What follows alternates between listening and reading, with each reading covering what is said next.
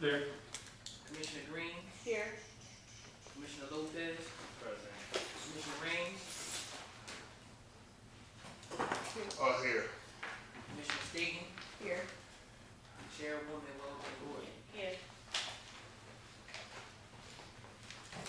At this time, I need a motion to adopt the agenda, please. So moved. Second. Any questions?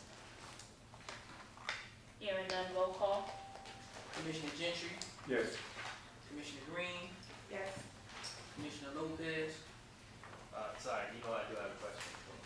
Resolution 2233 is part of the agenda. it's gonna be a walk-on, we can, yeah, it's a walk-on, You want to adopt it with that addition, right? Yeah. Okay. You wouldn't want to revise that. So moved again. Yeah. Okay. Second. Yeah. Moving second for the adoption agenda with the revision of resolution 2433, walk-on resolution. Oh.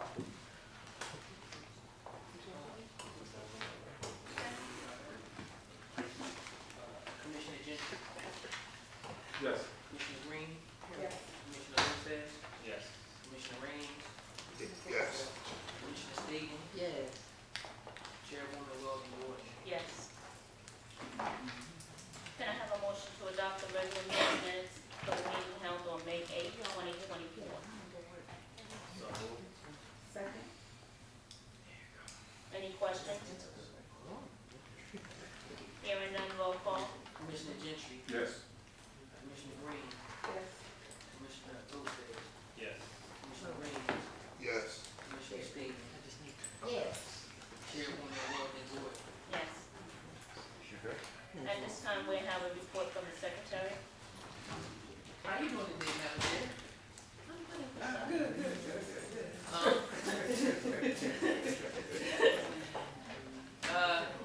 First, I just want to just thank from the bottom of my heart this board for supporting our efforts and the team's efforts and giving us the room to operate. Yesterday, we had a very successful, I would say, site visit with HUD with respect to our Choice Neighborhoods implementation grant application. Man, I just tell you, it was the support was from the top of the state all the way down to all the community organizations and residents came out strong to support the application. And just thank you. I'm actually a little tired, little, I think, but I just want to thank the whole team, everybody, the team. First, like I said, thank the commissioner for really believing in what the team put forward and supporting it along the way. I just want to thank all of the team members, the people that were directly involved. I mean, we had so many people just helping with the setup, doing the logistics. Cliff and Christy created the tour route. Christy did the route. You'll see we're going to have, we're ordering additional shirts for the board members. We might be one short, but Cliff put his artistic talents to work to create our logo. The mayor came up with a theme and Kaya finished it off. It was the third battle of Trenton, Revolution to Evolution. And I think the whole community should be proud of this particular day. And I even said to HUD at the end, I said, I think we did the right thing and we approached it in the right way. So whether or not we get the money or not, I'm proud. I'm proud of the residents that participated all day and have been participating in the process as well. Like I said, I mentioned in the meeting in the morning that the board had its own challenges, and I'll leave that unsaid, but this board came together strong and moved forward despite a lot of background noise and different things like that. It stayed on the mission, and just like I said, the team, the different members of the team was just phenomenal, and like I said, I think that everything just from I think in the whole throughout the community, just the feeling of the goodwill and the support and everybody just being excited. And on that day, just seeing everybody just come together, work together.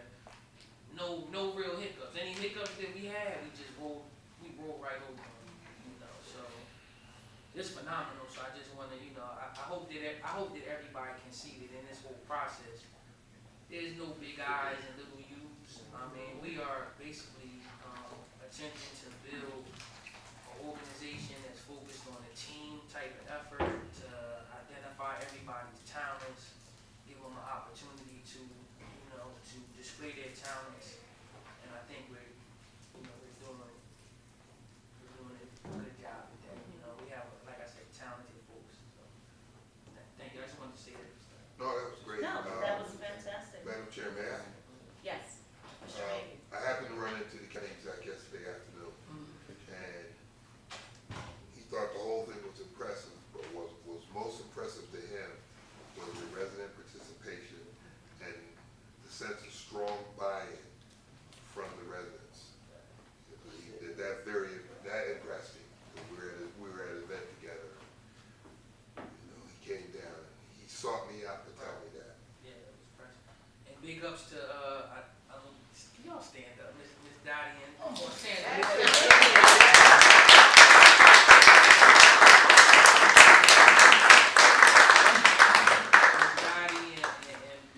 Miss Marshall, they was here all day. Antoinette Ritchie, which is the I just want to give a shout to the Tenants Association, the president of the Tenants Association.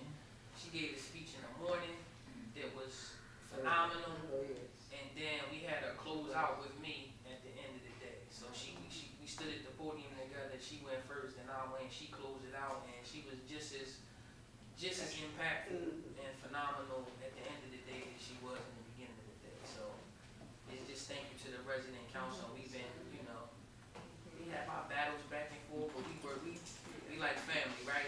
We battle it out, and we come together. Right? Yeah. Thank you on that. Yeah.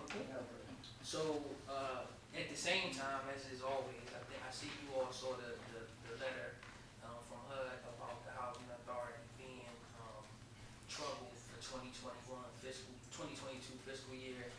I didn't have the time to put together what I wanted to put together on that, but suffice it to say, I think we need to have a workshop, and I can give you the opportunity to go through all of those numbers and what they mean. But suffice it to say, I'll make just a couple points on the physical aspect. Again, we have a long-term plan that we're moving forward with. Choice neighborhoods is integral to that plan. Like any plan, that you have certain keys and certain linchpins.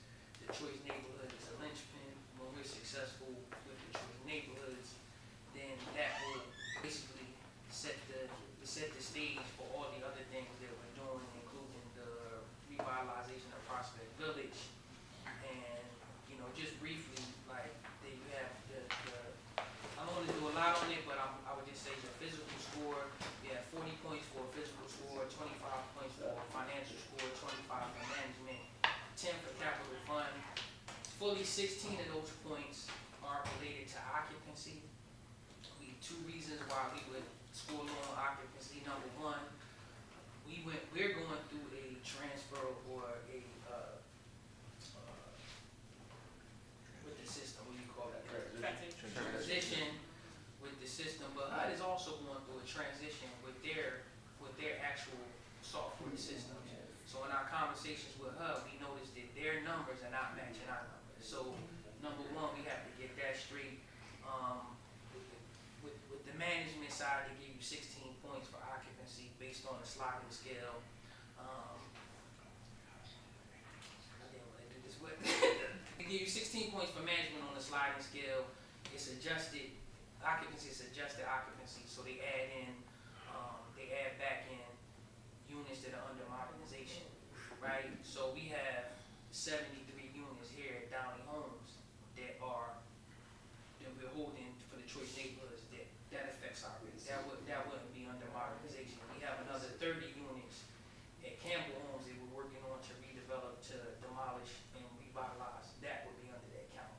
So that's 16 points, then they hit you with another 5 points on the capital fund side. There's 10 points there, one for occupancy, which they take just an actual occupancy rate. That's why if you look at your reports, I always give you an actual occupancy rate and an adjusted occupancy rate. So anyway, that's fully 21 points of the score. If you look at the tracking of our scores for occupancy, when we redeveloped Page Homes, the score jumped a full 10 points, 9 to 10 points on just on occupancy. So the same thing. When we redevelop the property, it comes out of the assessment system. We're redeveloping, making a better product. Occupancy goes up. The other thing is tenant accounts receivable, which has and I've talked to the HUD director about this. It has an effect on not only the management side. So now HUD is coming in and say, okay, you know, it's really ridiculous. You're doing a poor job of collecting rents, but if you look at our numbers in 17, 18, 19, we can show, and they know it's a direct correlation to the pandemic and the eviction moratorium. Our collection rate went from fluctuating between 2 and 3% outstanding to 18, 19, 20% outstanding, and you can see the correlation directly from March 2020 going up. And now we're getting that in order, but again, that has an effect on, and I'm not going to go too far, but then it has an effect on the financial side because they use three ratios to look at our financials: quick ratio, month expendable net assets ratio, and then a debt service ratio. Well, in this case, HUD is penalizing the housing authority for taking advantage of one of your programs. We went full blast into your EPC program to the tune of $24, $25 million in debt that the housing authority took on to change windows, to change, to do all of those, to put the systems in your building. So now you're penalizing us for that. That's the denominator, is that it's your cash and equivalents over your liabilities. Well, our cash is down because collecting of rents is down, and then it's cash plus accounts receivable. Well, as we go and do eviction and move people out, then we write that off, then your cash is down and your accounts receivables is down, and then you're still over this debt. So, I mean, we've just talked to this about the HUD. I mean, the HUD director actually asked to sit down and actually talk with me and Rich because he got so much information from us. He said, I didn't realize that. So we're not like shrinking from that, or basically, in my mind, it's not worth the paper it's written on, but we have answers to all of this. And the other thing is that we've been entrepreneurial with our developments in terms of negotiating with Turner Point. So they don't score central office. So what we could do, we could take the money from central office, which is unrestricted, unfederal funds, and put it into the sites to make up for their scores. But then that compromises the housing authority's long-term business for redevelopment efforts of this property, because those dollars give us flexibility in our redevelopment work. So I told them we're not going to do that. We'll just take the burden of the brunt of the scores. We're not going to do that. So if we took that money, because what the quick ratio is trying to say is, if we stop giving you money right now, but you have the dollars to be able to handle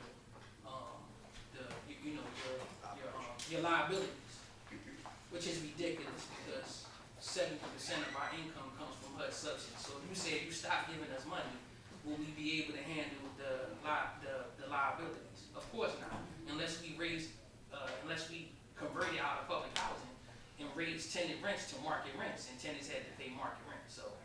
So anyway, I just wanted to give you a brief, but I think that we should have, I was saying to Simon earlier, I think we should have a workshop where, like I said, I didn't get time to like put it on PowerPoint, go through the numbers, go through the different things, because I want us all to be speaking the same language, because they're going to come, they're going to interview you guys, they're going to be here doing the compliance reviews and all of that, and I just want to make sure that we're all educated about what it all means. So that's that. The other thing is, one note, you can see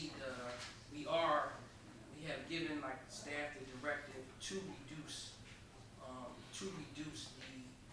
the tenant accounts receivable, and we're making substantial progress on that. You can see in the report, we're making substantial progress. Unfortunately, again, it's not to get on my soapbox, but a lot of people now are suffering, and it's not. I mean, people have to take personal responsibility, but it's also HUD's fault.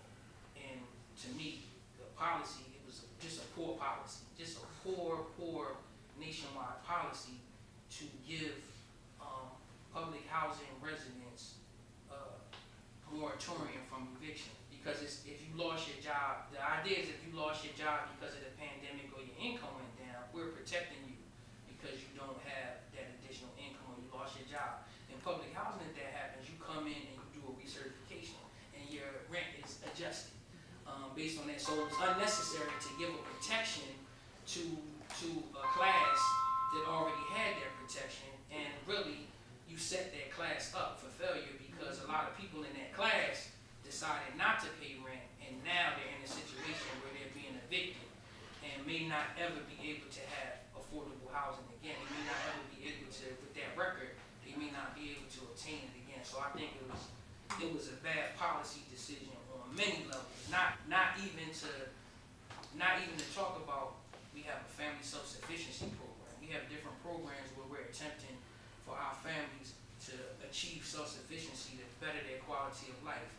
That's a long, arduous effort, and you put something in place that essentially, I feel like they set us back 40, 50 years on that. So, in any event, Dale, my staff will tell you, I've got into heated discussions with the HUD reps, with the directors, and I do have, I'm just gonna tell you, I do have like people that HUD is cheering for us, and they said, Jelani, when they come in for that review, be you. Let them know, give them the information, talk to them about what's going on, because there's a disconnect between policy and these evaluations and what's really actually happening on the ground. So, again, I think just to wrap it up and reiterate, I think the Housing Authority ultimately is in good shape. Even the EPC sunsets in 2029. We have a capital fund financing program that sunsets next year. So even over the next couple of years, that liability line for Housing Authority, public housing properties, is going to come up. And the other thing I didn't mention is you've been underfunding. Some of this has to do with our maintenance operation, and particularly over the pandemic and toward the mid-2020, late 2020, when that ramped up, we really stopped going in units except for emergencies. It wasn't as much. It became reduced down greatly going into units to do work orders and those things like that. So as you can imagine, work orders piled up, and I want to give Terrence credit because in this report you see you have a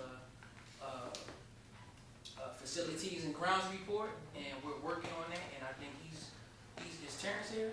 Yeah, it's Terrence. He's outside. Talk to the resident. Okay, yeah, talk to her. So Terrence is doing an excellent job. When we go around, we've been going around to the different sites doing the Fridays with the executive director. He's right there. When the families come up with issues, they're being addressed either by Mr. Godfrey, Mr. Leggett, you know what I mean? So we're attempting to be proactive. We know that it's a big job, so all is not going to be fixed, and but we have a plan, and we have a program, and we have the staff, and we have the will to get it done, and it will get done. I believe that the Housing Authority, if we continue on the course that we're on, the Housing Authority is in good shape into the future.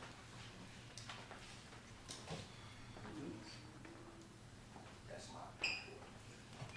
Thank you so much. At this time, we have,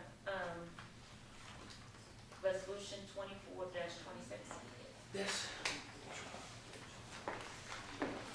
Good afternoon, Commissioners. Good afternoon. Right. So we'll kick off with Resolution 2426. This resolution authorizes the approval of disbursements for May 2024 in the amount of $1,657,106.53, split between the general fund of $1,228,057.53 and the capital fund of $429,057.53. It is my recommendation that the Board of Commissioners adopt this or approve the disbursements for the month of May 2024. Any questions in regards to the disbursements? Oh, sorry. Can I have a motion to adopt resolution 24-26? So moved. Second. Any questions? I have one big question. Is it possible that we can just do that font a little bit? I had to get my glass, I was like, wait a minute. No problem. Is it me? No worries. I'll be sure to make sure that the font is bigger going forward.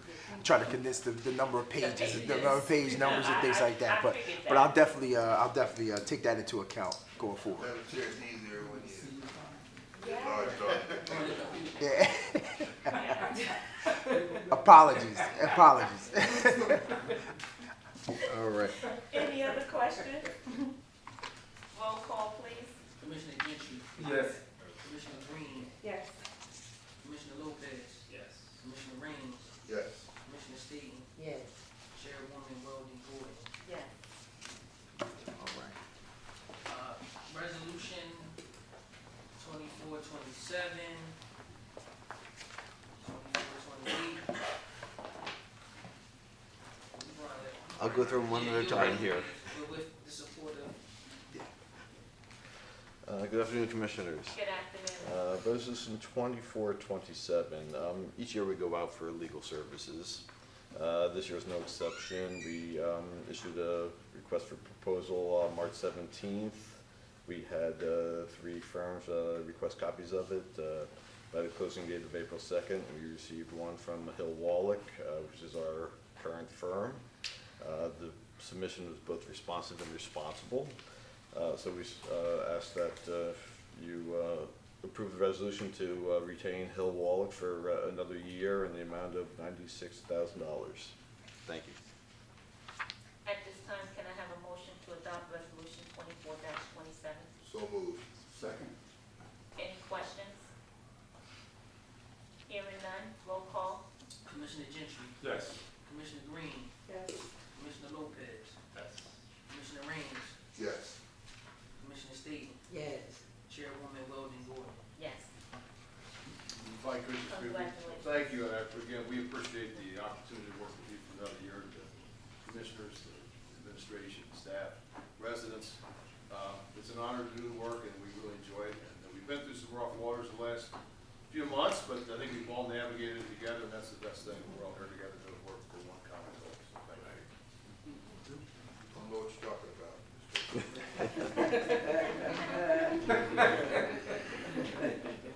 That's a good thing. Kindly explain to me after the meeting, please. Resolution 24-28, please.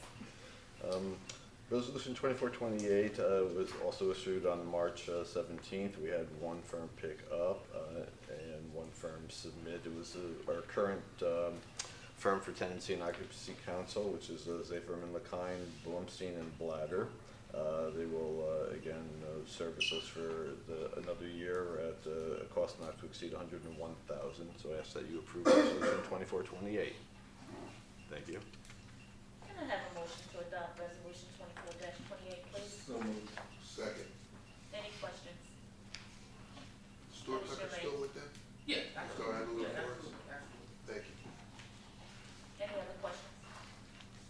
Roll call, please. Commissioner Gentry, Yes. Commissioner Green, Yes. Commissioner Lopez, Yes. Commissioner Raines, Yes. Commissioner Staley, Yes. Chairwoman Weldon Gordon. Yes. Before we go on to the next resolution, I just want to note that Commissioner Staley didn't catch any grammatical errors or.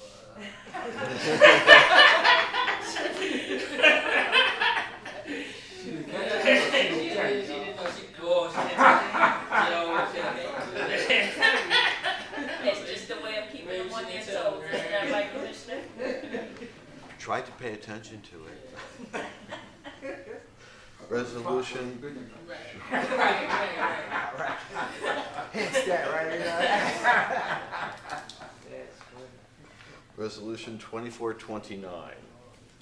We identified the need at Wilson Homes for a vacuum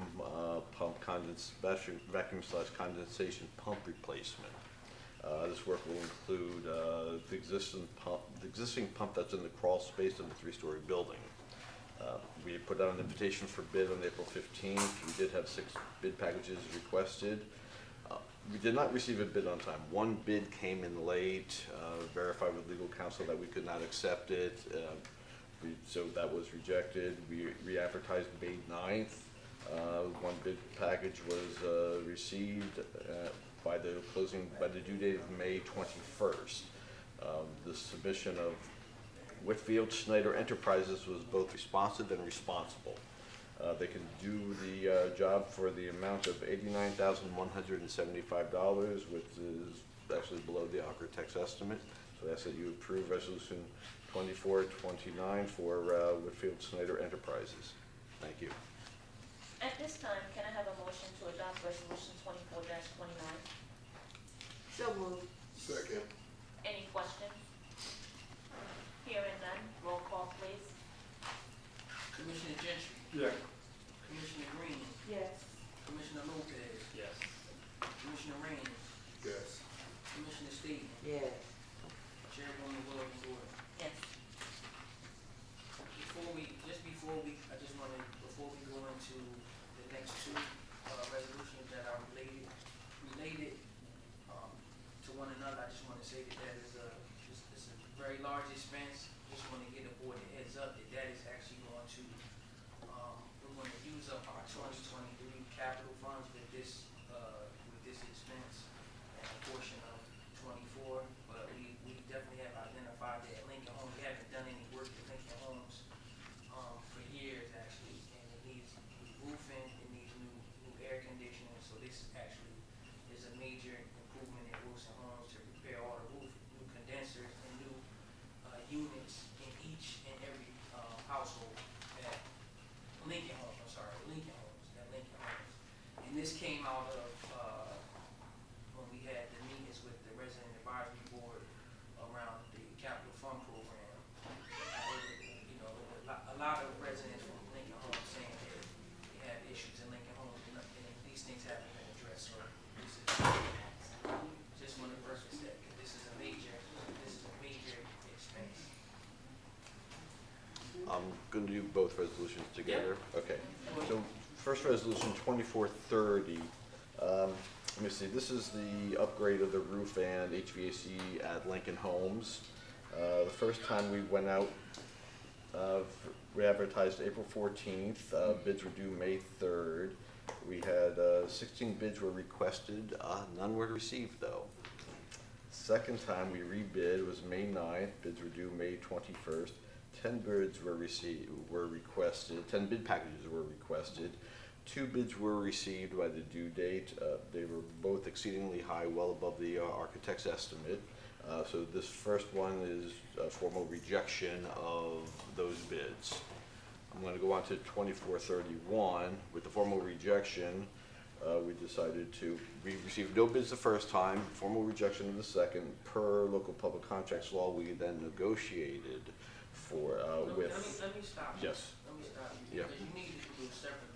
Separate, okay. Yeah, 30 has to be passed before you can do it. Right, okay, so let's do this one then. So we're asking that you formally recognize that we've received no bids the first time, then formally reject the 2 bids that we did receive on the second time per local public contracts law. This way we can go out, once approved, then we'll go to the next one. So, all right, that's it.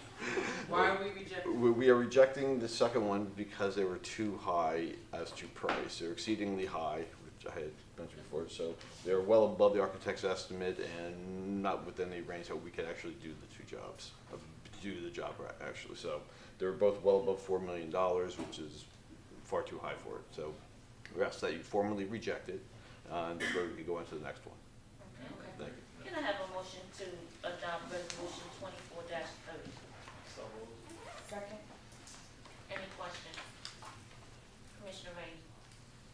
I got a little, which one are we rejecting, 2430? 2430 is the 2430 rejection. rejects the bids first, and then 2431, if you pass 2430, it enables you to direct the contract with The 2 bids that came in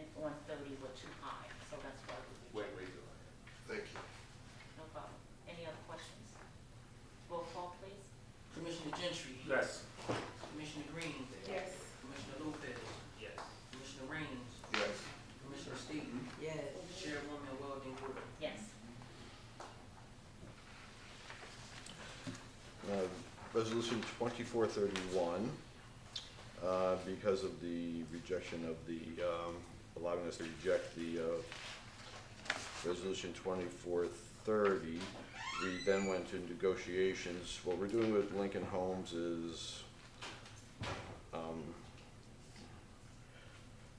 removal and replacement of the roof mounted, we're replacing the roofs, we're replacing the air condensing units, air handlers, and associated HVAC controls. We then decided needed to negotiate with 3 contractors in order to get a price that was reasonable to to the architect's estimate, which we came very close to. We negotiated with 3 contractors. BMG Group was the lowest responsive and responsible one at $2,995,000. So I ask that you approve Resolution 2431 for VGM Group to replace the roof and the HVAC upgrades at Lincoln Homes. Thank you. Can I have a motion to adopt resolution 24-31? So moved. Second. Is there any questions? Just one. I Commissioner remember, Lopez? thank you, sorry. I remember there was concerns about dirty vents, right? In Lincoln Homes, people kind of had health concerns. This is going to be addressing that issue. Yeah, I think the issue is that over the years, is a twofold issue. The housing authority hasn't, maintained the units on a regular schedule over the years, as well as the residents haven't maintained it as well over the years. The closets have been, there's a lot of dirt, you know what I mean, those things that's affecting the system inside. So yes, this will be, all of that will be brand new, cleaned up, and then we have to come, this is actually something, like I said, Mr. Leggett identified in our capital fund discussions, and then he has a program in place to once they're installed, to maintain them on. Okay. And so then the policy will be drafted about how to keep things maintained for so that the I don't same know, issues don't I don't know, arise. it's a policy, but we have a preventative maintenance plan now, yes, we have a preventative maintenance plan. Probably have a warranty too, I'm sure. Yeah, the warranty, but it's a part, and like you saw in the report, we've done all the preventative maintenance for the cooling season, so that was good to see, like, for this cooling season, we're on top of preventative maintenance, and I think that's what happens a lot of times, if you don't do preventative maintenance, what happens, the equipment breaks down, and then you have more expense because it's a break fix. So, we're, working on being much better with that, like I said, with Mr. Leggett in place. Thank you. Any other questions? Hearing none, roll call, please. Commissioner Gentry, Yes. Commissioner Green, Yes. Commissioner Lopez, Yes. Commissioner Raines, Yes. Commissioner Staton, Yes. Chairwoman Weldon Ward, Yes. and I'm out. Well, okay. What? At this time, resolution 2432.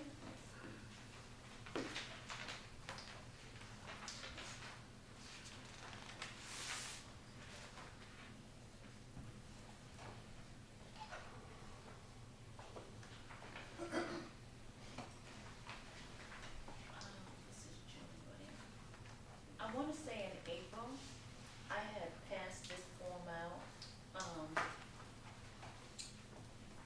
The code of professional ethics that I gave to each commissioner to look over. So at this time, I would like us to vote on continuing with this policy. Everybody had a copy, correct? Yes. And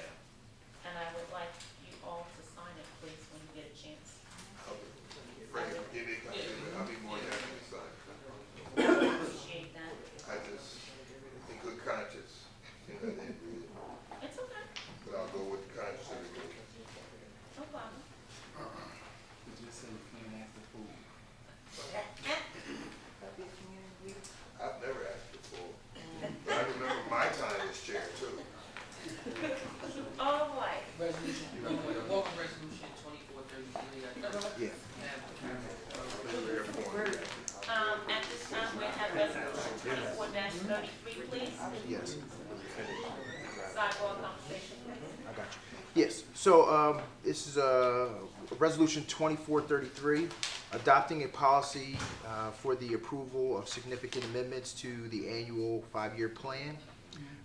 This is something new from HUD that came out to us.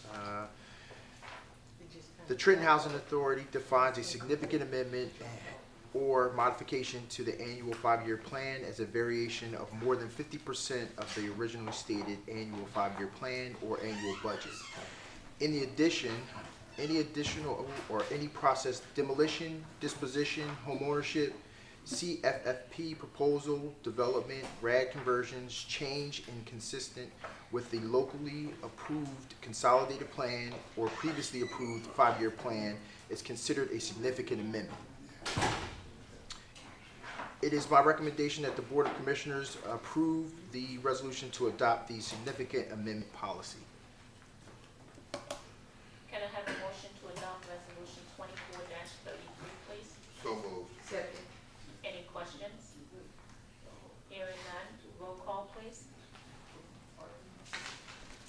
Commissioner Gentry, Yes. Commissioner Green, Yes. Commissioner Lopez, Yes. Commissioner Raines, Yes, sir. Commissioner Stevens, Yes. Chairwoman Weldon Gordon. Yes. It was, Raines. Mr. Gentry and Mr. Green were the movers. No. I'm sorry, No, Commissioner it was Raines and Raines. Commissioner States. States. I was looking at Yes. the wrong one. I have it right, I just looked at the wrong one. Okay. That's right. Exactly, yeah, we know what that is. Yeah. Okay. Who took it up? Thank you so much. It's just. At this I time, know it is. We didn't know. is there any new business? It says to do. That are not. Oh. Excuse me. At this time, is there any new business? Hearing none, we're gonna go to public session. Before we go to public session, I would appreciate if the people in the audience put your phone on vibrate, please. Mr. Green, do you have the sign-in sheet? Oh, Mr. Tips? Yes, so I guess Doug McLeod?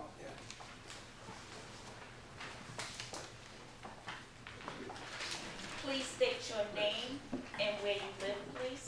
My name Douglas McLeod. I'm from Frenchtown, 630 West State. McLeod, Yes. and you're from Frenchtown. Yes. Unit number, please. 914. Thank you. I'm here today because I was in college. I graduated, and I'm a recipient of a scholarship program the Housing Authority provided. And I'm just here. Congratulations. Thank you.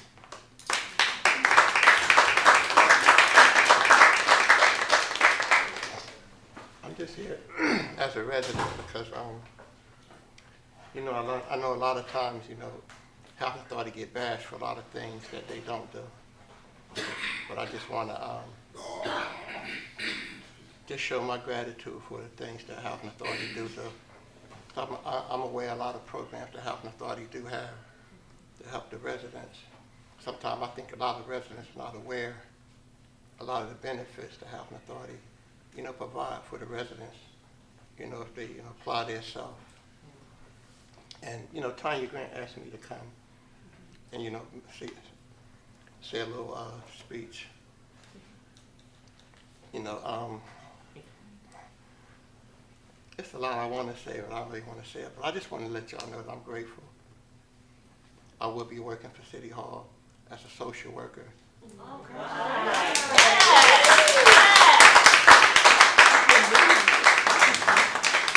And, you know, I just want to thank y'all, you know, because, you know, in our community, a lot of times we don't give each other credit that we deserve.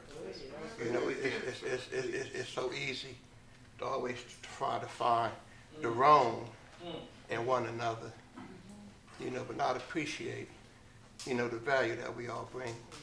And I just want to thank y'all for helping me. Well, thank you.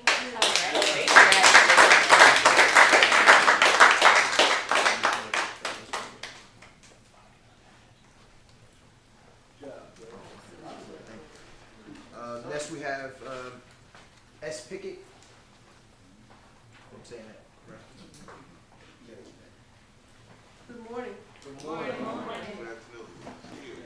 Rather, good afternoon.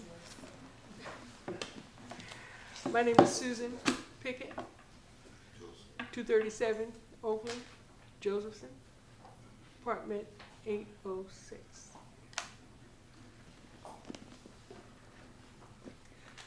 I thought maybe I was done coming to the board with complaints, but this is so large that I could not leave it unsaid. I want to take you on a journey, and it's going back to 2021, 2022, 2023, 2024, and remember the apartment number 808, Josephson Building. Back in, I don't know the exact date, but they had to have biohazard come in there, in that apartment.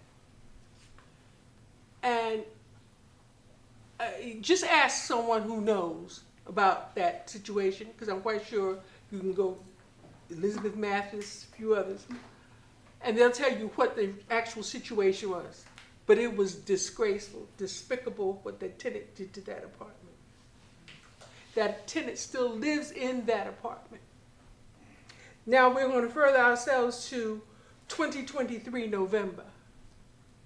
We started seeing roaches running. Like they were paying rent there and we weren't. They were going in everybody's apartment. The stink, the stench, the odor. We complained and complained and complained and complained. Nobody came to see about us. Nobody. Now you know me.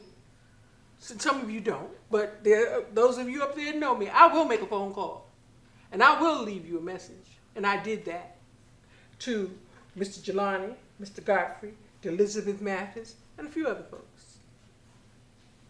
Nobody came to see about us. We had roaches running down the hallway, the walls, the ceiling, everywhere.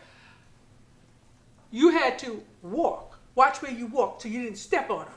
Or if you killed them, you didn't want to go back to your apartment and wear your shoes in your apartment for fear of whatever was on the bottom of your shoes. So we were all washing our shoes before we walked in our apartment on. We take them off before we came in the door.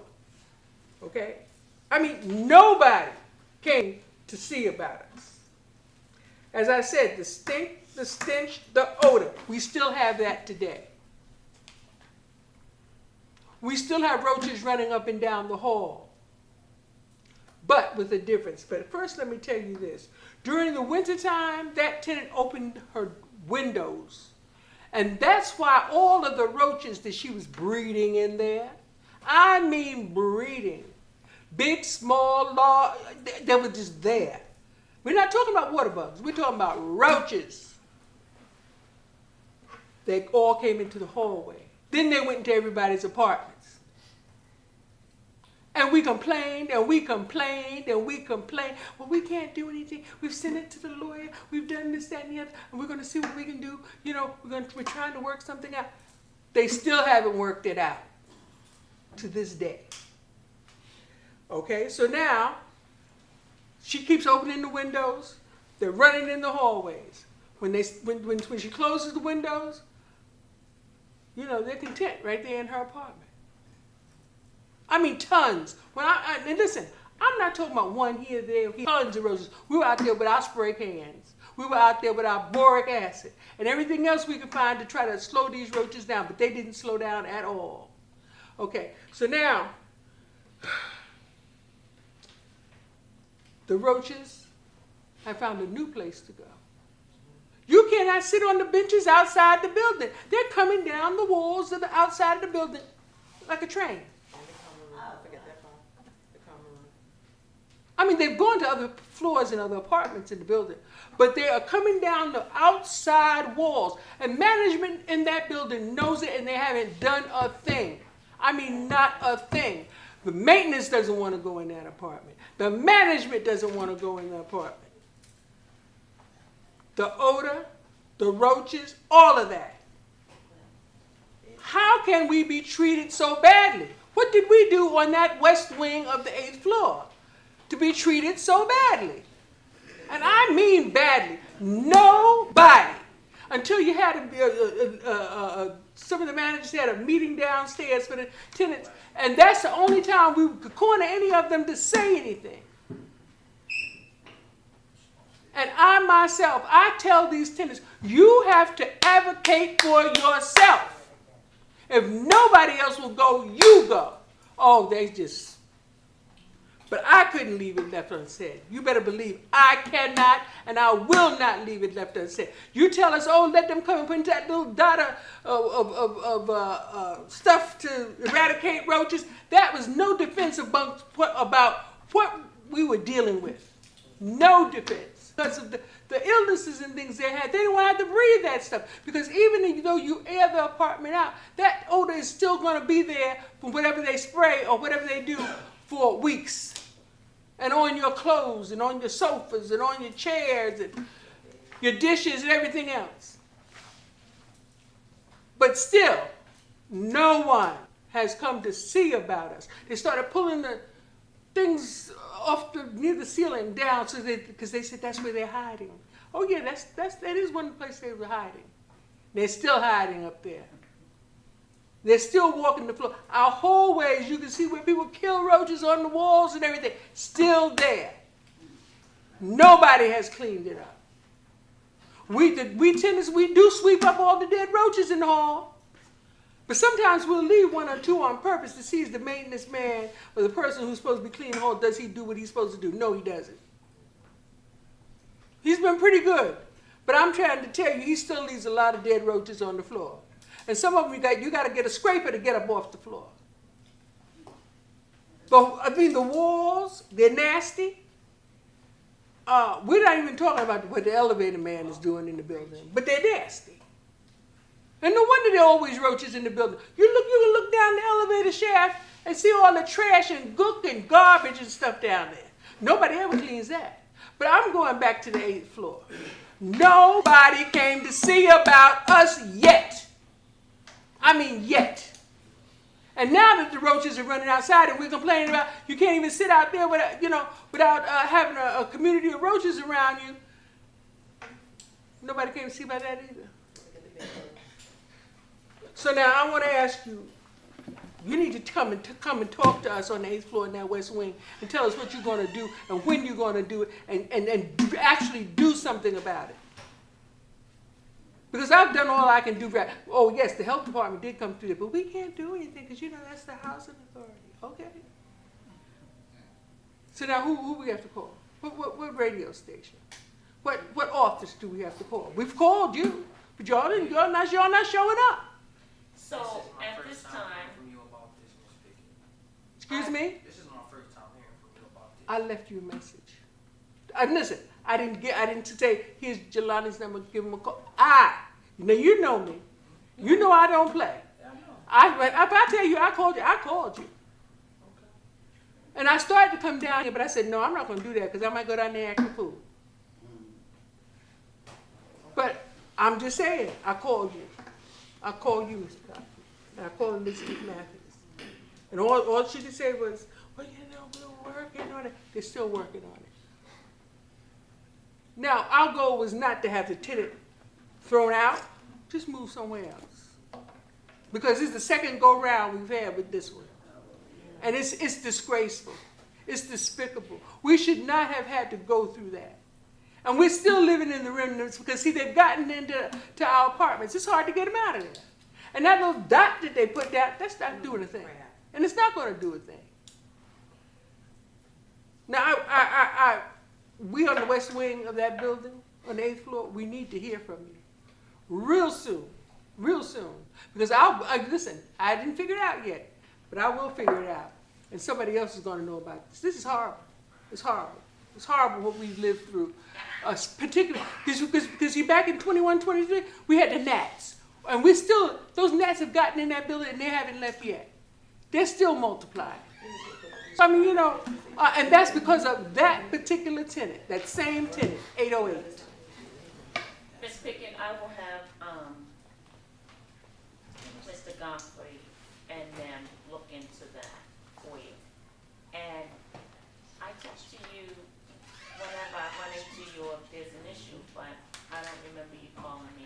didn't call you.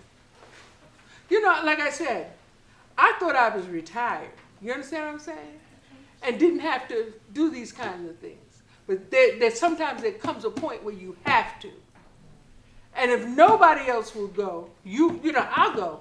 That's, you know, and if you get better treatment or better whatever because I went, so be it. But, you know, I'm telling you, got a lot of tenants who feel that, well, if I go down there and complain, they'll put me out and all this kind of stuff. They just got there. Because we had 3 brand new tenants in there, and they just like, what did I come into? What do I do? What did I do to deserve this? Okay, I'll have somebody look into it. Have a good day. Ms. Katrina, did you have something to say? Yes, thank you, Chairwoman, for giving me the opportunity to respond. Ms. Kidett, I do empathize with you on the situation at 808.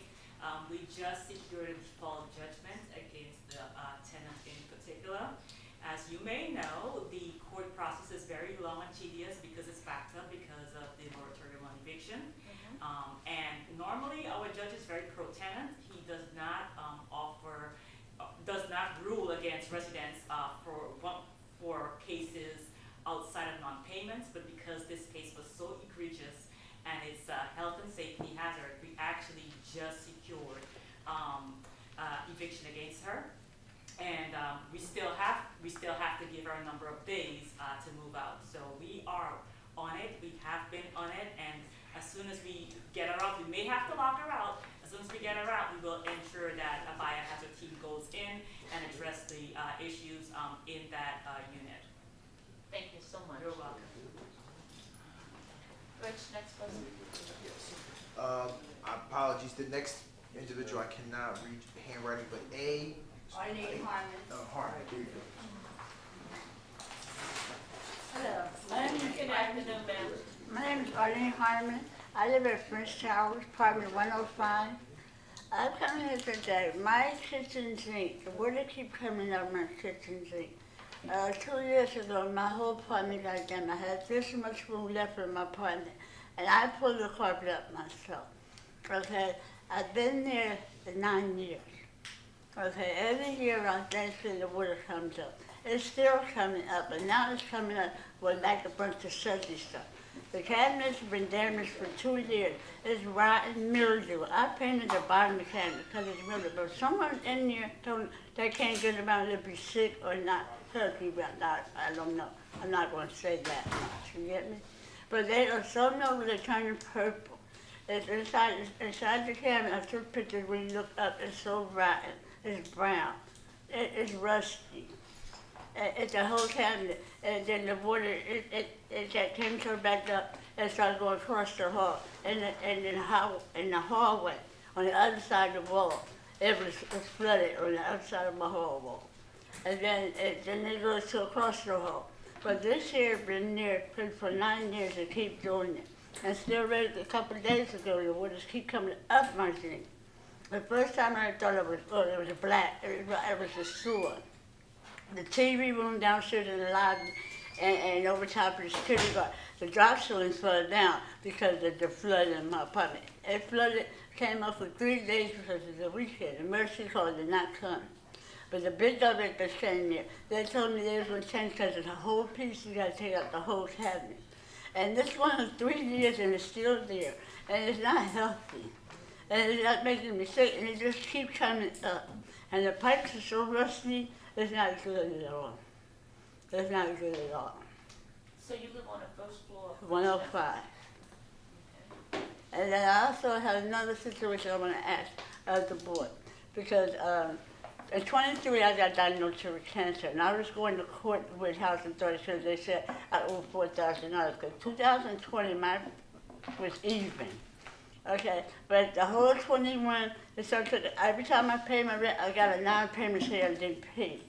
Okay, but then we got a new manager, so I had to get these receipts and the statements and the non-payments to match my receipts. And my receipts I paid. They said they took away the late charges.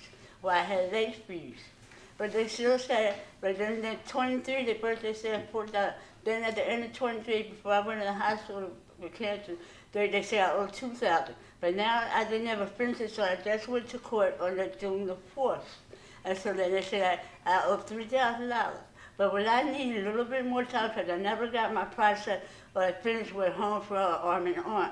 But the 17th, I have to get surgery. A hysterectomy for get cancer. I beat the cancer.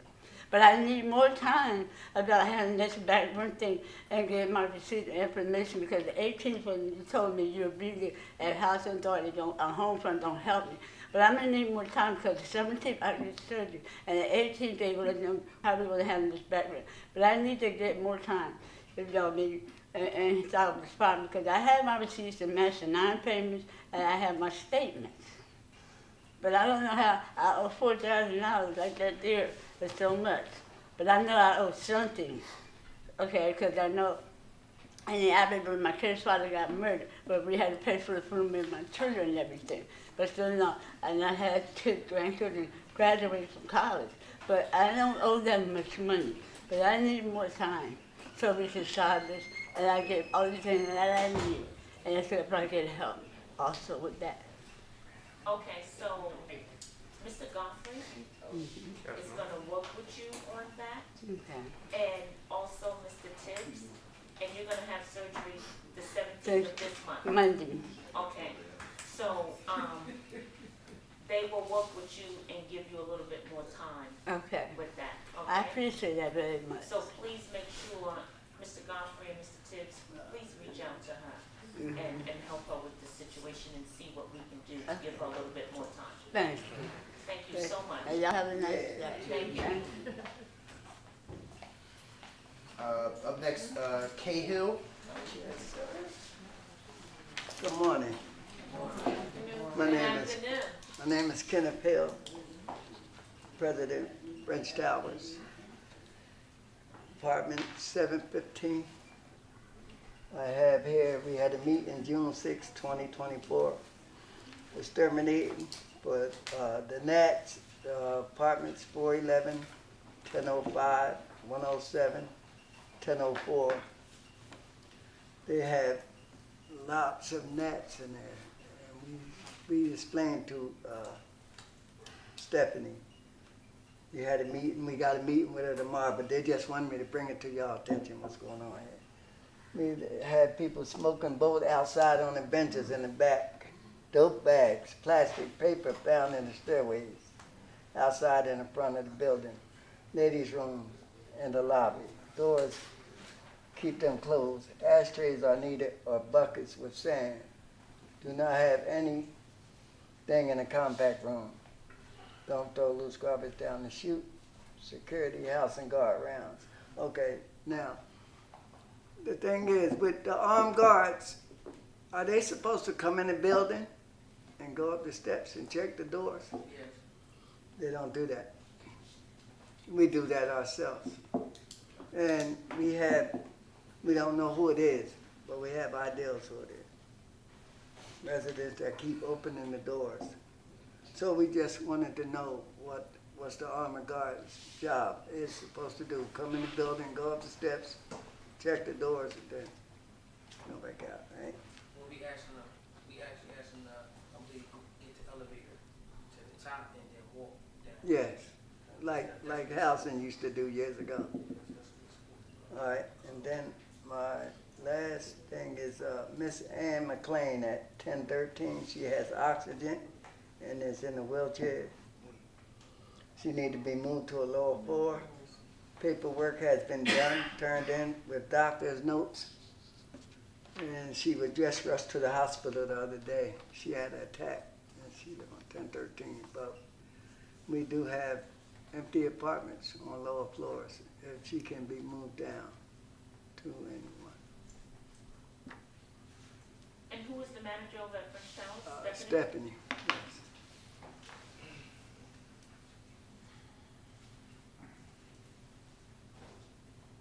I mean, just to let the board know, for transfer requests, we evaluate each one of those cases based on medical information, based on what's being requested.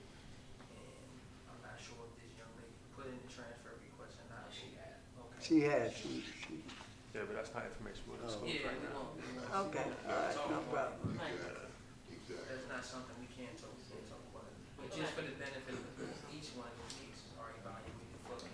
All we no, I have one more thing, And, like, Mr. Hill, just, can you confirm something for me? Did we do, cause we cleaned we cleaned the chutes, right? For the gnats, we replaced all the inoperable doors, we cleaned the rooms. So you're Yeah. saying gnats are still at? yes, some I have apartments? a resident here, Okay, our new elected treasurer, okay. Lisa Hines. She has gnats in her apartment. I don't leave garbage in my apartment. I change my garbage every day. I don't leave it in the bathroom or anything, and I still have gnats flying around. So, and I don't keep fresh fruit or anything on the counter. Anything like that, I put in the refrigerator. Okay. So there's no need for the gnats to be in my apartment. I know, did we clean the vent yet? I know we were talking about. Yeah, cleaning all the they were exhaust cleaned vents. yesterday. The HVAC system is being done now, but the vents haven't been done. They won't be, they're a couple weeks out. Okay. Miss Lisa, what is your last name? Hines, And your apartment number, please? 1005. Is there anything Oh, I mean, else? 1004, I'm sorry. Is there anything else, Ms. Hines? No, the gnats are bothering me because they land on my forehead, and then when I go to swat it off my forehead, they go land on my arm. So, you know, when you're laying there trying to watch TV or something, it's a nuisance. Okay. Thank you so much. Thank you. I have L. Martin. Good afternoon, God bless y'all. Good afternoon. Thanks to see y'all real good and business type. No arguments. I don't have to say nothing about that, so it's good for y'all to show my tenants what we about.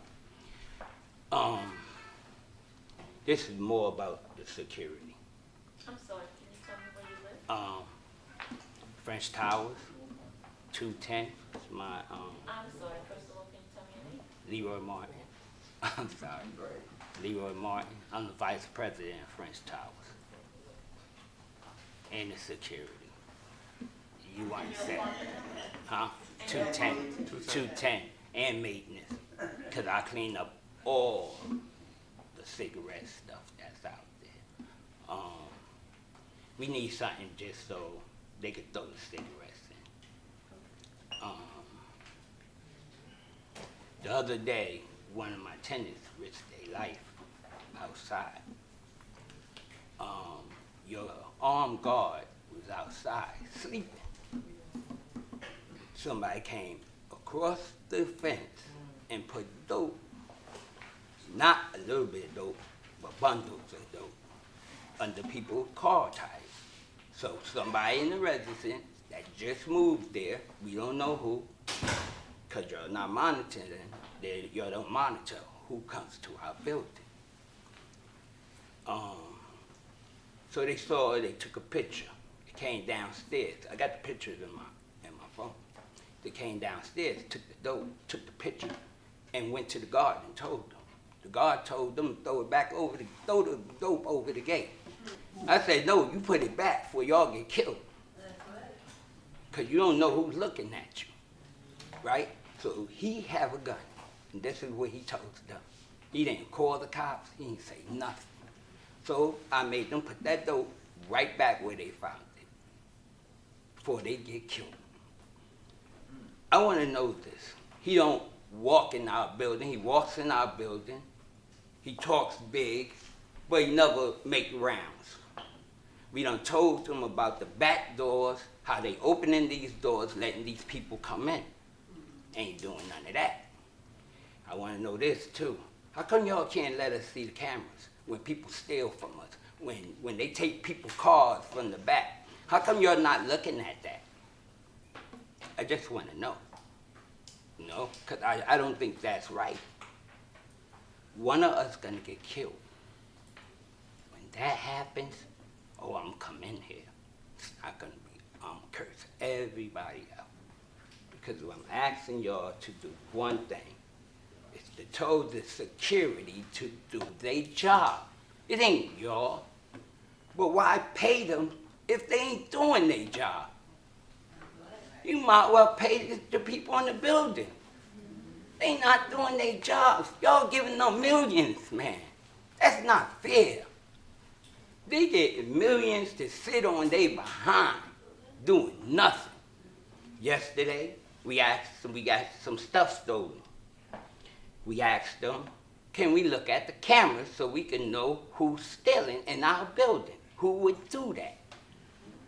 Know what they said? They can't do it. They can't look at the cameras, and we can't see who's doing it. Why? Why? It's security. Ain't security supposed to be the ones that keep us safe? Ain't security is the one that's supposed to go under the car and get the dope? Ain't security supposed to see the guy come over the gate? He's laying there sleeping, man. He's sleeping. I shouldn't have to tell somebody, put the dope back before you get killed, because security ain't doing it. We shouldn't have to come in here and ask y'all, can we look at a camera? Why can't y'all go look at the camera and see who stole our stuff? They in the building. They living in our building. We can't live around these people.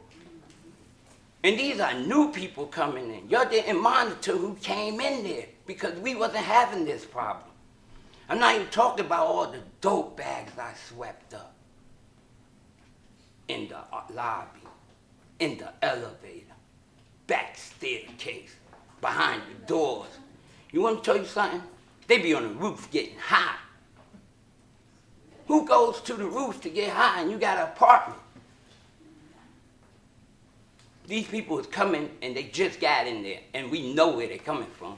They done came from the Abbott building, excuse me, no offense, in the gut, here. Because them the only people that came in our building.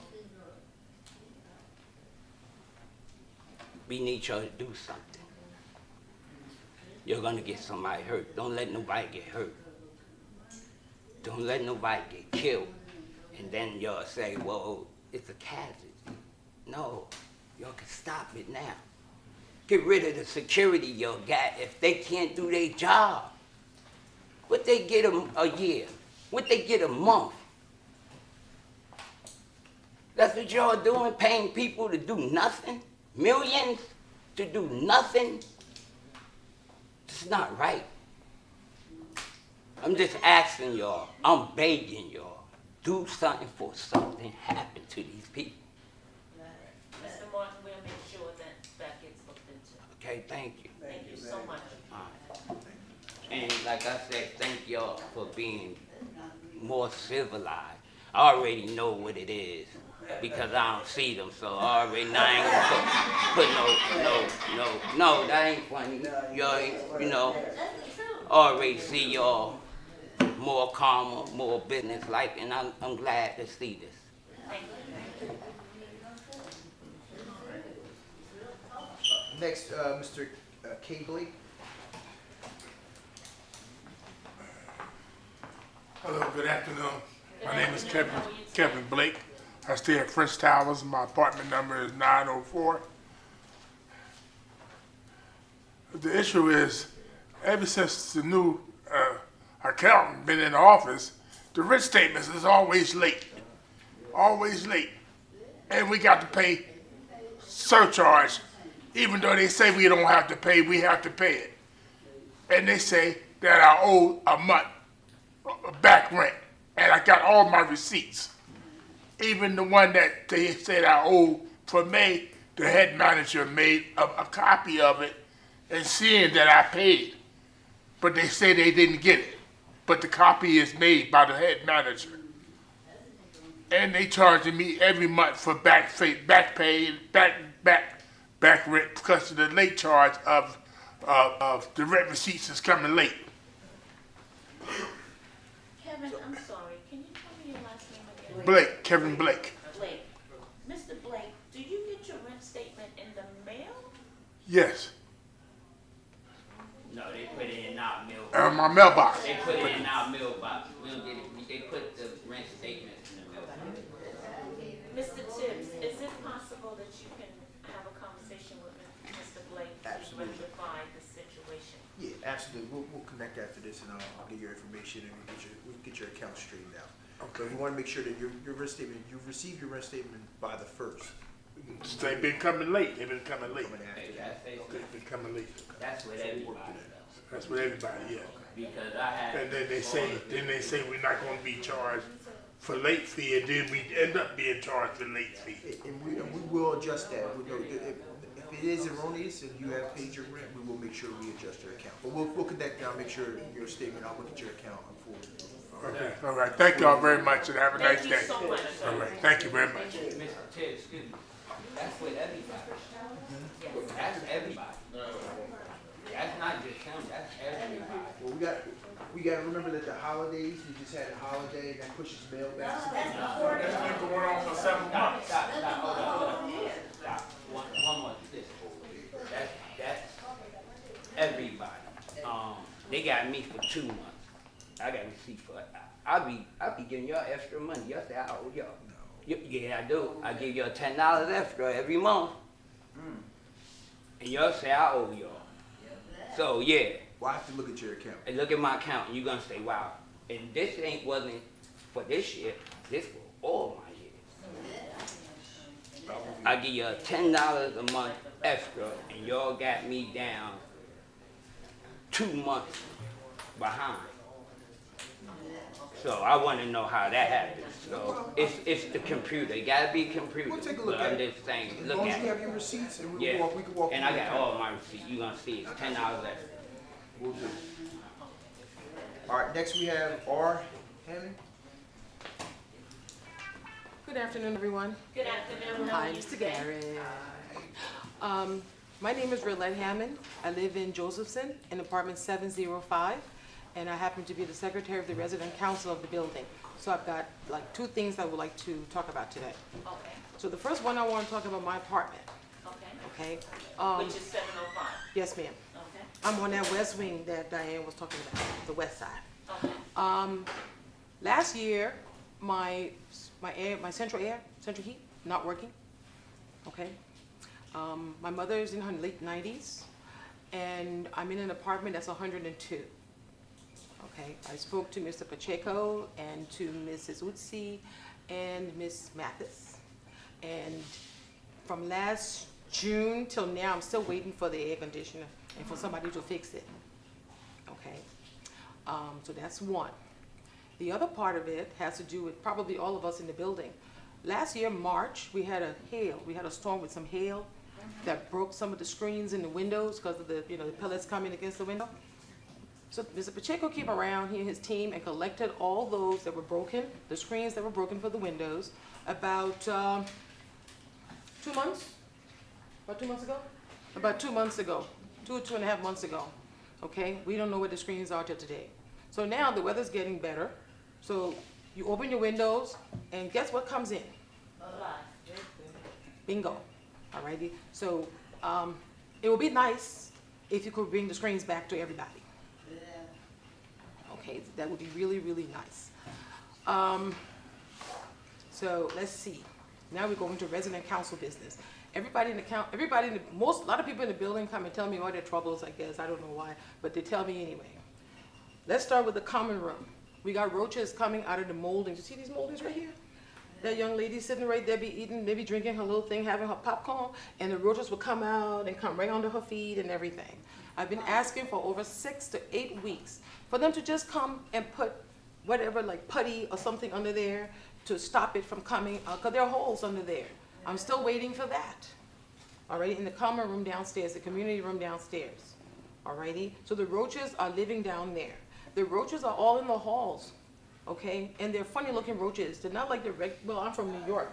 Our roaches were bold. These roaches are like that, and they got a different color. I never seen anything like it before. You walk out of your apartment and they're running the hallway. I'm on the 7th floor. Alrighty. What Diane didn't tell you about is we have a bed bug infestation in the building. I got bed bugs. You know how I got it? A bed bug decided to ride my mother in the elevator, and she brought it in the apartment. 8 months it took me to get it out. I had to literally threaten Mrs. Mathis to get a third treatment in my apartment. While I was doing that, I have now thrown away 6 sets of sheets that I no longer can afford to replace. Alrighty. The slats in my platform bed from spraying with alcohol are gone. I had to buy new slats. Money, again, I can't afford. I am 62 years old. My mother's 97 years old. When they do a treatment in the building, I can't stay in the apartment. I have asthma. Alrighty? Miss Mathis has never read the paperwork from Corbett. She says, where you go? I said, I'm going to a hotel. You're going to pay me back for the hotel? Oh, but you're only going to be downstairs for 3-4 hours. I said, you want me to keep my mother down in the community room for 3-4 hours. Have you read the paperwork? It says you cannot be there for 7 to 13 hours in the apartment if you're a certain age and you have any respiratory issues. Okay? I said something to Mr. Garrett, who told me he wasn't going to refund my money. Hurt my feelings, bro. I ain't gonna let it go now. I'm not. I can't afford it. Okay, I can't afford it. Alrighty? We have garbage that we share with, I guess, the Abbott building, we share garbage, a thing, I believe. We got nice, beautiful ones, thank you so much, big ones. Now the problem's becoming, the weather's getting warm, it's open, they're not collecting it as I think they should, and the flies are everywhere. They're everywhere. And the smell, that's another one. Now, somebody can please help me. We live in THA, right? Are we allowed to smoke in the building that we live in? No. Isn't that a law? Well, all the smokers are there. They're smoking all over the place, dropping their smoke buds in front of the building. Alrighty, so I spoke to Ms. Grant. We ordered some signs to say no smoking within 50 feet of the door because I think to stop them all would be a major issue. Okay, you may have to evict them all. That would make me happy, but hey. We're trying to put the signs and see if they can start 50 feet away from the front door because it's coming all into the doors. There are people from the street behind us, like if you've ever been to a Joseph's building, let's say this is the building, we have a fence behind our building that goes around the property. They're jumping over the fence. Okay, security, maintenance. I said to them, we were in the parking lot, I said, look, they're jumping over the fence. And they looked at me like, what do you want me to do? Tell them to stop. The fence is broken. They have broken the fence 3 times to create an avenue for them to come through the property. Somebody tried to break into my car, broke my driver's side door knob. They stole gas out of my car. Okay, and I'm parked in the front. Okay, we need more lights in our building, especially in the back and in the front. Security does not walk our property. Alrighty, because I'll tell you what happens before you go get hard on them. Let's say they go to walk somewhere, right? And Mary is in the lobby and somebody comes to the door. She don't know that person. She'll go and knock the button to let them into the building. Alrighty? We've got things breaking and falling. The ceiling nearly killed Isabel the other day. Dropped right on, I mean, like this, it missed her. Because I was security guard in the evening. We've got 3 big holes in our ceiling in the lobby where all the pipes are broken, rusted, the water all over the place. And she's spending half her night cleaning it up. The security guard. We got a nice new washroom. Well, guess what? One of the dryers are broken. Alrighty? Nobody knew that until I told them this past week. They looked at me like, huh, it's broken? Yeah, it's broken. Furthermore, the 2 washers are supposed to be the nice washers, only half full. They're only half filled. They do not fill completely. You're lucky if you get 3 gallons of water in there. They're not. Because my clothes came out of there dry. Half wet, half dry.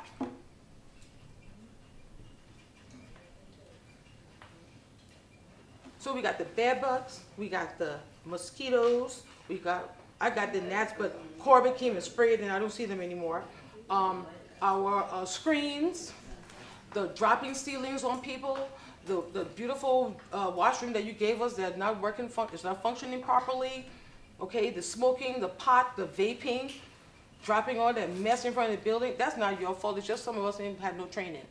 We ain't got no class. Okay? And that's what that's about. Alrighty? And I know you all tried the best, but we need help.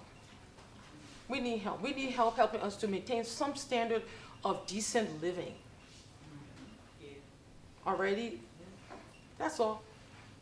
You know, if anyone want to come out of your pocket and pay for some of that stuff, we right there, just come and see us. Okay? Thank All right. you so much. Did I forget anything, Josephson? All right. Thank you so much for your time. Thank you.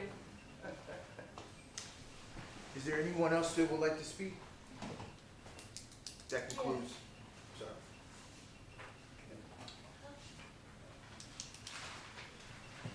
Hello, my name is Kim Hicks. Kim Hicks. My apartment is 710 French Towers. My concern is that I've been there like 9 months, 10 months, and you can see the big difference of the surroundings of the people. Well, they greeted me and everything when I moved in, but now it's getting to the point I don't even want to live there anymore because everything just changed. You know, people come in, they do what they want. You know what I'm saying? It's just ridiculous, actually. You know what I'm saying? Like, the atmosphere used to be real pleasant. It's not pleasant anymore. You speak to people, well, I don't give a darn if they speak to me or not, but that's the way I was raised up. You speak when you enter a building. They look at you like you did something to them. You know, like they have no homegrown or, you know, it doesn't make any sense. I was raised totally different. I'm not from Trenton, I'm from Bordertown, country. And you can see the difference. I'm really disappointed. I've been in Trenton for a while, but I've never been there around the atmosphere that I'm in now. I just wanted to say a little bit, that's all. Thank you. Give it a little bit more time, maybe things will change, please. May I just say one more thing, ma'am? Yes. There are people other than the 8th floor person in the building who have bed bugs in the apartment that are refusing entry to the exterminator, and they're still there. I've been in the building 3 years, a little over 3 years now. All righty. And I think when I read my lease, it said I could not refuse entry of the exterminator into my unit. And that would be a cause for action to be taken for me to be removed from the premises. Am I wrong? No. Okay. So these people are still there. The bed bugs are still there. Okay. And you know, there's a couple in the building. They got a little challenge mentally. Okay. And everybody's been trying to help them get rid of their bed bugs. But they have to stay in their apartment for almost 6 weeks, not come out to the common room. All they could do is go to the store and go to the doctor and come back. But what about the other 3 people in the building who have bed bugs and jumping off of them in the elevator and when you see them downstairs? You know, when are they going to get some treatment too? Alrighty, but they're refusing to let somebody come in. So they're also impacting how we live in that building. You see, I'm like that nice lady, Miss Hicks, right there. Alrighty, I speak to everybody. Okay, that's how I was raised. I wasn't raised in Trenton, I was raised in Liberia. Okay, I'm from New York, but I was raised in Liberia. Where I come from, you don't speak to an elder, they take you out. Okay, so I speak to everybody in the building, and I'm not shy. If you got bed bugs, and I see it, I tell you, you have bed bugs dropping off of you, you need to go get. Why? I didn't bring it there. I was a victim. I'm not the cause. So there's such a stigma to it that sometimes I think they're shy, but some of them are just doggone mean. Alrighty, and they don't want. But I mean, it's like when they do the annual checking of the apartment, they don't let them in. Okay, they don't let them in. I refuse for you to come in. And it's like, but yet it's still, you got all these bed bugs and they're spreading to here, they're coming through all the vents. I had to close most of the vents with tape the other day because things are coming through it. Okay. Ms. Weldon, I see one more thing. I'd be remiss if I didn't say that anytime you call Mr. Leggett and Mr. Green, you will get them. They're hands-on. I left that out. They are hands-on. Anytime the residents tell me to call them, I have no problem with it. All right, thank you so much. Y'all got snacks for that. Okay, at this time, we have commissioner comments. Let's go on this side and work around. Mr. Lopez? I think his name was Doug McLeod, right? The scholarship. You know, that's really moving to see that, and wanted to congratulate him. But even then, still make the announcement that that's special, and you know the other side of things, it's, Just kind of make sure that happens, okay? No problem. All right. So, the other thing I Well, wanted, actually, just to let you know, Commissioner Stain, I did contact her, let her know, Commissioner, I sent her, I already sent her an update. Good. The update. Okay. Good enough. On the trash chutes under, and that was some of the problems you guys have about the bugs and the flies, the insects. Under housing operations, I was glad to see that the trash chutes were addressed, the odors, they were cleaned out and deodorized and all that good stuff. Hopefully, this was at the French Towers. It was a part of the Inspire inspection.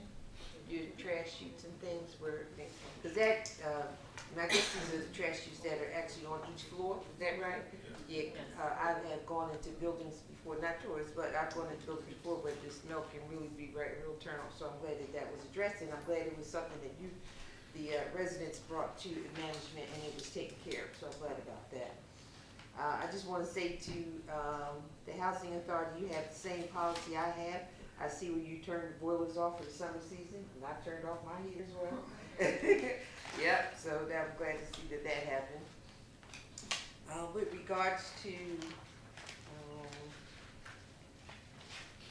if Kaya could speak to this upcoming partnership meeting, Tuesday the 25th, she's still in the room, something like this? She had a train. I just- She had a train. And so is that open to anyone? I Now, believe so. is I that by believe it is. It's for invitation? the partners, yeah, our partners on the 25th, Uh-huh. and the different committees that she's chairing. That we are having them come in and have a debrief of where we are up to date. Is that something I can attend? Yes, you can. My schedule, okay. All right. So I wanna talk just a little bit about the complaints from the residents. I'm glad that you all came forward. I know it is a lot, to come up and speak before folks, about your problems. And I don't want you to think that we just, you just say it and it falls on deaf ears. I know it didn't fall on mine, and I'm sure my colleagues feel the same way. I was a little disturbed by some of the stories I heard because that's pretty bad, right? Some that's, and I'm a real stickler about people doing their job. If I pay you to do a job, you do it. And so I'm really hoping that that security piece is addressed immediately. You're right, because they do get paid big bucks. Most subcontractors do, and they need to be doing the job. And if it is a matter of securing the perimeters of your properties, they ought to be doing it. So I'm glad you brought that to our attention. That thing with the drugs, that's crazy, right? So, you know, so I have a lot of confidence in Mr. Garrett and his team, and what they can do and what they can remedy for you, and I am sure that that will be something they will look into. I don't micromanage, but I certainly can suggest very strongly that those kind of things get taken care of. So, yeah, security needs to get looked into, because I had a little issue myself with security, and I had to understand it a little bit better. But you guys actually have armed guards, and so, you know, they need to be doing what they need to be doing. I won't belabor that. The thing about the flies and insects, you're not the only ones who get it, but it is a problem in high rises, right? People always say there's all kind of reports that, you know, first when high rises came out for public housing, that was, you know, kind of like the thing to do. But it's very problematic when you get like the bug infestation. It's a really tough thing to do, right? So I see where there's been a lot of work being done on it. You know, they're being as responsive as they can. For folks who have the health problems, I'm always looking at things on Facebook where they have a lot of remedies to repel insects, like you burn the bay leaves or the this and the that, you know what I mean? Some natural things so it doesn't affect like your mom and other folks. And so I would suggest that, let's see, who heads that up? I'm trying to think who does resident services? Kaya. So maybe Kaya can, maybe we can talk to Kaya about researching some of the home things you can do in your apartments yourselves. Okay. You know what I mean? You know, yeah, it's all kind of stuff. I have a bunch of stuff at home because I do it sometimes as well. And my boy has asthma, so I use like the bay leaves and all that, like kind of stuff. Just some more natural things so it don't affect you so bad and you don't have to be displaced. Cause we've had bombs before. When we first moved to our house, I'll never forget, I was a teenager and my mother had to have a guy come out. We would stay with my aunt's house, but yeah, it's everywhere, right? Yeah. So I don't know what that is, but I am very confident. One reason why I'm on this board is because I believe in the housing authority, and I believe that they want to provide quality housing, and everybody appreciates and and deserves a good quality of life, no matter what station you are in life. You know what I mean? Now I'm on this board to help, and I'm going to help you as best I can. I'm going to suggest to the chair that perhaps when we're over the summer, we can kind of just think about each commissioner adopting a development. Because, and then, you know, we can help you navigate some of these problems. I mean, you're free to come here, but it's too bad when you gotta come here, right? When you come here, you about had it. And so hopefully maybe there's enough of us, we can, come to your meetings more often, and we hear it directly, and then, you hit it this way and we come that way, and I bet you we'll blow it right out. All right, so hopefully we can talk about it. I can't say she'll decide. I'm just one, but hopefully that's something that we can kind of do. Adopt a building or something like that. Okay. Do we need more? This is it. This is it. So I'm gonna try to come around this summer and see about you folks. I'm definitely gonna get on these bingo games, okay? Cause that's my thing. But I hope to see you guys more often. If I don't, if you see me, please say something. Let me know that you remember me from here, and we chat it up. Okay? Wishing everybody a safe summer. Thank you so much. Thank you. Thank all y'all. Commissioner May? I don't have any. Commissioner Green? Just to piggyback off of Commissioner Staton, for the health and wellness with the gnats, I've had them before. They're horrible. I'm itching over here. I'm one of those people who talk about roaches and bed bugs. I'm itching. I'm feeling good too. But I was just thinking of something natural just to give to our residents. So I take apple vinegar cider and I put it in a jar, and I put plastic over top of the jar, and I put holes in it, and it attracts them. Baby, when I tell you there's going to be so many in here, and I just leave it right by my sink in my bathrooms and my kitchen sink, because they just come. I don't know. I try everything. I even bought a roach bomb, to tell you the truth, and I put it in the sink, and I put a Tupperware over top of it, and I bomb the inside, because I don't do well with bugs. I will move out if there's a bug problem. So I understand, and I feel really bad. And I also wanted to say to the woman who say, you say you beat cancer? Congratulations. I feel like you can say congratulations. I want to say congratulations to beating cancer. That, like, everything you say, it really touched me. You was gonna make me cry. I ain't gonna mess my makeup up. But Jelani is one reason why I joined the board is because I used to work with Jelani close in the team at Housing Authority, and I just want to tell the residents they are really dedicated to serving our city and our community. They're good people. They're real people. Like they us. So they understand the struggles that we have and the challenges. But like anything, everything takes time, and it's like if we're not aware of an issue, then we can't fix it. So just come to us. I'll give my contact information, because I nag Jelani and Christy whenever I need to, and we can make things happen. And like you said, Mr. Leggett and Darren, they always come out. So just keep, nagging us if you need to. But I do apologize for some of the hazards that some of you are dealing with. And we're gonna figure this out. Okay. We got a long way to go, but we're gonna figure it out. All right. Commissioner Gentry? Yeah, I got a couple small things to say. I want to start off with you talking about the French Tower and the drug issue. Tenants should not be addressing drug issues because it can get a little sticky. But one thing I wanted to say how he commented that the board was acting civil today. you know, and I just want to flip it over and say, wow, so were the residents. And what happens when civil meets civil, things get done. All this howling at each other, finger pointing. I used to tell Jelani he's no longer the director, he's now the target, because they're going to constantly be shooting at him. Not talking to you, but shooting at you. You have to bring your issues forward, then things have to be addressed in a civil manner, and things get done. Because at the end of the day, we're all in this together. We're not against each other, we're in this together. And it doesn't necessarily happen overnight. You know, it's like anything else, it takes time. I learned the phrase years ago, a day at a time, and it is so true. But and making it short, I want to congratulate and thank you, Mr. Garrett, for your show yesterday. It was really sharp. I was watching you laugh at yourself. I said, wow. He stepped in it, laughed at himself, kept going.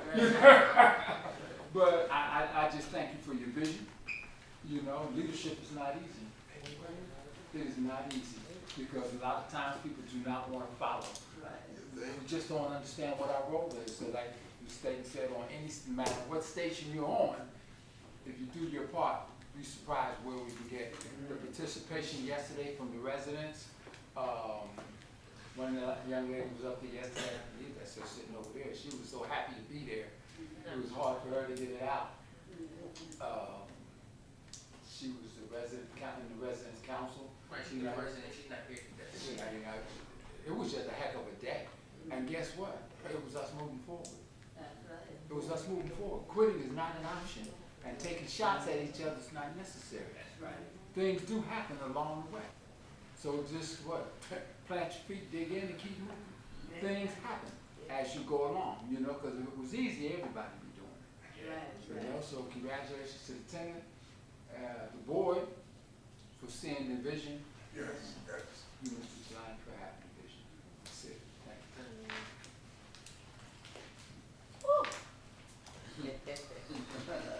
My heart is full. Being on this board, for me, has changed me. Because I was truly a fighter back in the day. I'm practicing to be a lady now. But I'm so encouraged because there are so many people that I have met, even with the tenants, that keep encouraging me to do the right thing. I've always been a community person because I'm from a family of 9, and our house was always the go-to house. You know, so I always tell people when I invite you into my circle is because I genuinely care. You know, I've been on this board since 1998. A lot of the, not only residents, but also the workers, I feel as though they are my family because I have known them for so long, you know. And I appreciate doing for one another because at the end of the day, we are all struggling some way, some form, somehow. You know what I'm saying? So just because somebody's walking around with a suit and tie on doesn't make them no different from the person who has on a t-shirt and shoes. You know what I'm saying? So I am so excited to be led by Mr. Garrett and his team because they are doing a fantastic job. And as I always say, it's a 3-part whole here. Because you need the tenants in order for the workers to have somebody to work for. You need the executive director in order for the workers to have somebody to guide them. Because if the tenants don't pay their rent, then we don't need the workers.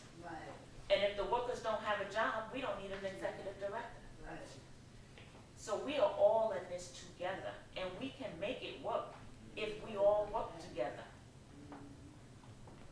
We can become a family in our own right. Then because we wasn't birthed together, but that doesn't mean we still can't be a family. Because I don't know about any of We were all a family whether we liked it or not. And somebody else was able to chastise us if we did something wrong. You know? And for me, we were the only black family. So everybody else was Polish, Spanish, German, or either white. And we knew, because my mother always said to us, don't you dare embarrass me, because when you go in that street, you represent me all day. So we are a family here, and we can all do better, and we're gonna do great things. We just gotta hold on just a little longer. It's gonna come together if we all just have patience. Because we're gonna work with you tenants to get things done. It is just all about a conversation. And I appreciate the fact that y'all come and tell us your issues, for we can get things done. Because if we don't know, we can't help you. You paying your rent, so you deserve to get that time. But we can only help you if you allow us. And that's all I have to say. I love you all. Thank you. We love you too. We love y'all too. Thank you for anything.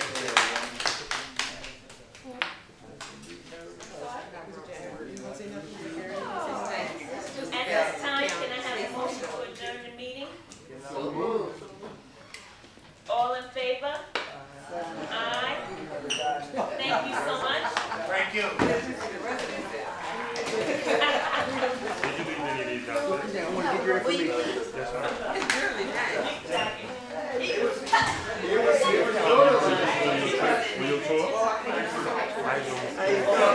Hello. How you doing, Mr. How you doing?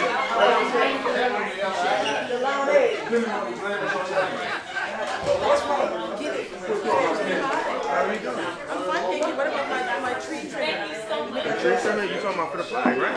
The flag's up, it's gonna get to them, but the trees are Yeah. You wanted the trees trimmed because it caused the holes in the flag. That's correct. Right. Trim them, then we're gonna get a bigger flag that we deserve. All right. I'll follow up Mr. Lagley, but I told him like the day after we spoke about it. I told him about the day after. Yeah. And thank you for the letter. I appreciate it. The letter saying thank you, me and Mr. Garrett for coming out to the site. When you have wrote a letter to us coming out to the site after we did the what's name? After we did the Trinity. Somebody, one of the residents did. That when we came, the last time we came out there, we all sat downstairs and we spoke. Right after that, somebody wrote a letter. I thought it was you. I read all the letters, I'm the secretary.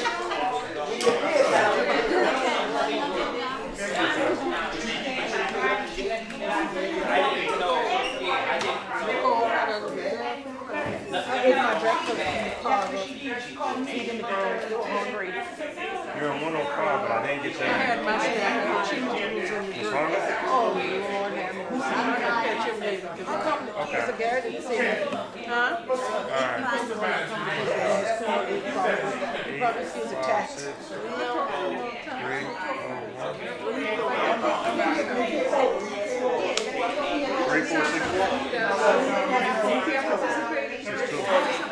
Yes, no. That money from the store is Did you come to the last meeting? Where's that from? You did the last one, right? Everybody in the building, everybody in the building that is not, listen to what I'm saying. We might have to. You can, listen, I can take you down, you don't even have to have it. No, you don't have to take it down. All I said, but it's in the there's more to it than that. You got to be careful, you try to be because there's a group of people, someone else has We'll come and look at it again. I remember last time you mentioned you said like the cabinets wasn't put back on.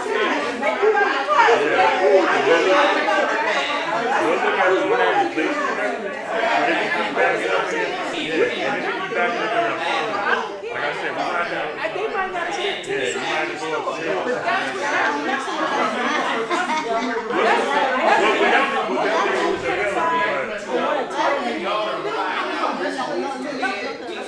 it doesn't matter whether they do it, they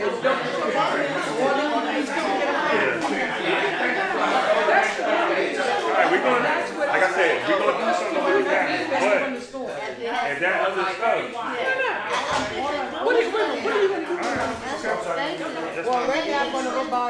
No, I was told by these people, listen, you could, yeah, you're gonna get the money from them. You don't take the money from store money to buy a projector. Oh, no, see, you gotta go. If we need a projector, no. If we need a projector, we have money sitting here that has come to us from the housing authority from the rents.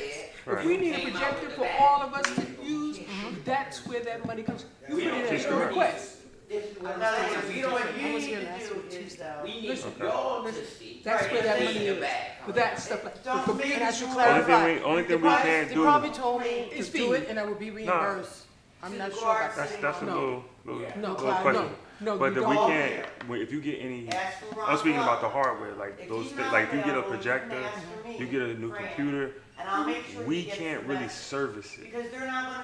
Right, so we can get you a computer for y'all, for the resident room, like resident council room. We can get you a printer, help you get the internet on. You should already have internet and stuff. If we get a projector, any of those things, you can't. It's like if you called us to come out and service it, I can't really send somebody. That's the only thing. That's what happened with the other properties when people were having issues with the computers. They was like, oh, it needs to be upgraded. It needed this, and it was like, it's not really under our contract, but we'll help out or we'll just replace it. Well, Yeah, so like that's what I'm just saying. If you get a projector, listen, but why don't you do it this way? If you can't, you afraid they won't be able to service if it breaks down. Sometimes stuff breaks down the first 2 or 3 weeks. You write the check. You say how much is it? Bring me something, tell me how much it is, and then we can go pay for it and buy the contract for it.